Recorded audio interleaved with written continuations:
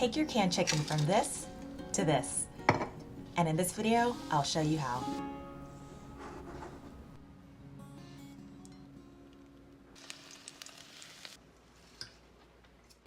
Hi friends, welcome back to my channel. In today's video, I'm going to share with you how you can make chicken croquettes using your home canned chicken. Now, this video is a response to Linda's Pantry and Sutton Stage's request to have canners showcasing how they use canned chicken. This is actually my second video response to Linda's Pantry. A couple of weeks ago, I filmed a video titled Things I Will and Won't Can as I prepare for the 2020 canning season, and I'll go ahead and link that in the cards above. I wanted to share with you a recipe that I think will be great for any occasion. The recipe that I'm going to share with you today are chicken croquettes. I really like this recipe because you can personalize it based on whatever you have on hand in your kitchen. Although I'll have a recipe linked in the description box below, I want you all to take creative freedom and be inspired by the recipe that I share. I mean, we're canners, so I'm gonna make the assumption that we all know how to cook. As I mentioned before, here on my channel, you're gonna find all things canning, gardening, and homesteading in the city, so if that type of content interests you, please hit the subscribe button and like this video. All right, so let's jump into the recipe. First, start by grabbing a jar or two of your canned chicken, flour, black pepper, salt, seasonal,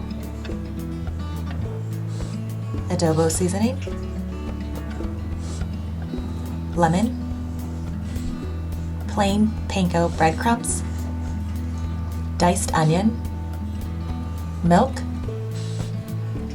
an egg, oil, mixed cheese, and you can also add diced ham to this recipe and canned mushrooms. Although I will be adding some salt to this recipe, it won't be much. Instead, I love to head out to my herb garden and gather an eclectic mix of fresh herbs. I used a blend of rosemary, oregano, thyme, marjoram, and African sage, which complement chicken dishes very well. And I just had to share that my rosemary and oregano are doing so well this year.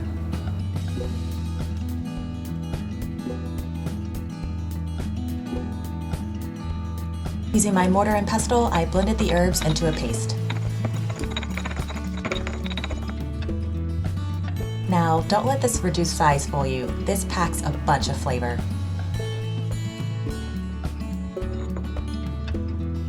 Using low heat, go ahead and add butter to a pan.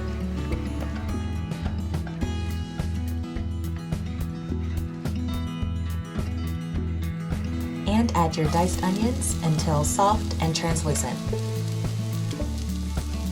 Is it just me, or does anyone else love the immediate gratification of hearing sizzling onion and its aroma fill the air?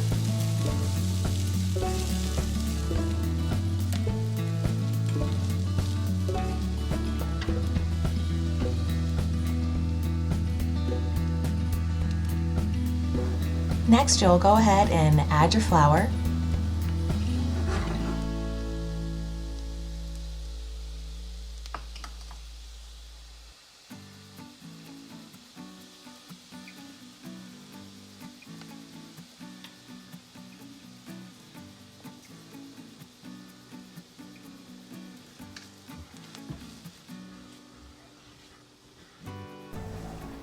And you'll incorporate the flour into the onion mixture until it starts to crumble and brown a bit.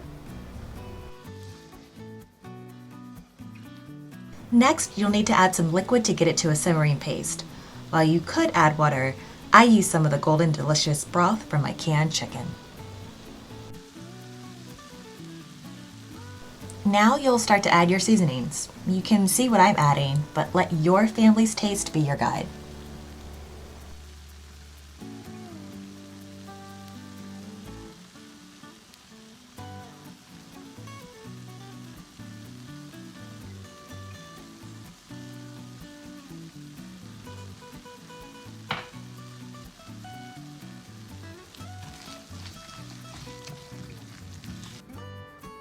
Now go ahead and add your canned chicken.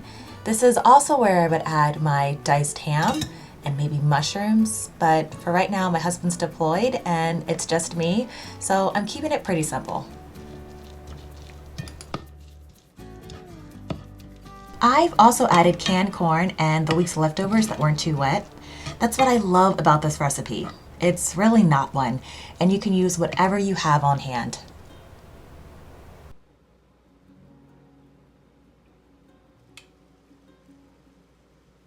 Now here's where I recommend you do a little taste testing, and I wanted to add just a tinge of seasonal salt, and then I also added some green onion that I have growing in my kitchen garden out back.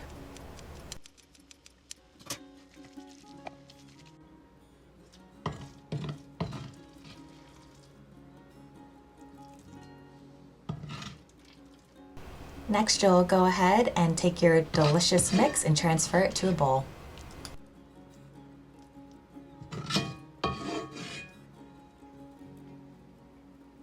All right, home cook. So for me, I needed a little something more, and so I decided to add some poultry seasoning. Again, this is salt-free, but it's exactly what I needed. Next, go ahead and add this to the fridge to cool for 2 to 3 hours. All right, so now I've set up my assembly line, which is a bowl that has the egg, and yes, I do freeze my eggs. I love doing this technique.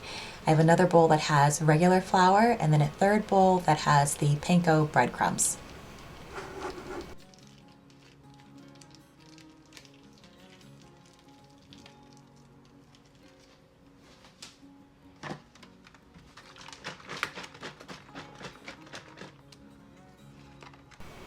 And you'll just add a splash of milk to your eggs depending on your preference and whip that around.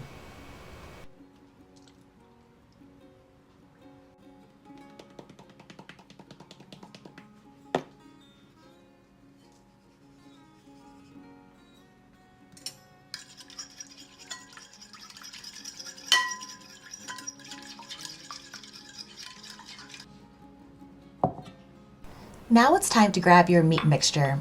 And if you're stuffing with cheese like I am, grab that too. You're basically going to make a flat patty, place the cheese in the center, and close it up.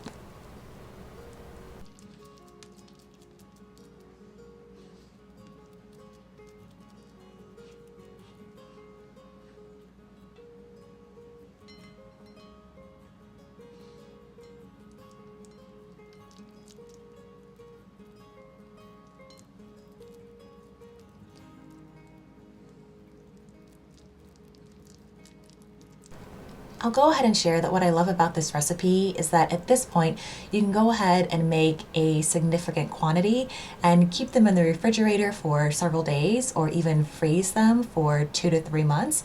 And then at this point you can just grab however many you need and fry them. And in this way they make great homemade hors d'oeuvres or a very fulfilling snack or lunch.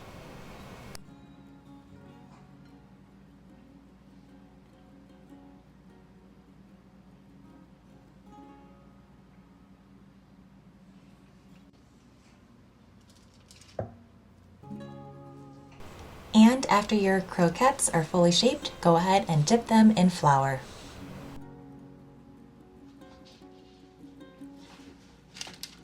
After you've dipped them in flour, go ahead and add them to your egg mixture and coat them generously in your panko breadcrumbs.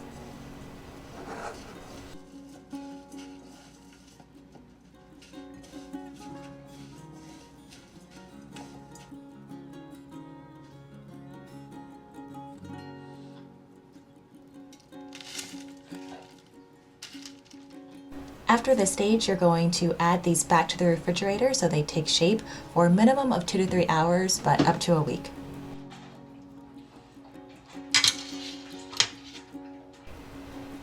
Once you're ready to pull them from the refrigerator, go ahead and add some oil to a pan. We have finally reached our last step, and we're going to fry these.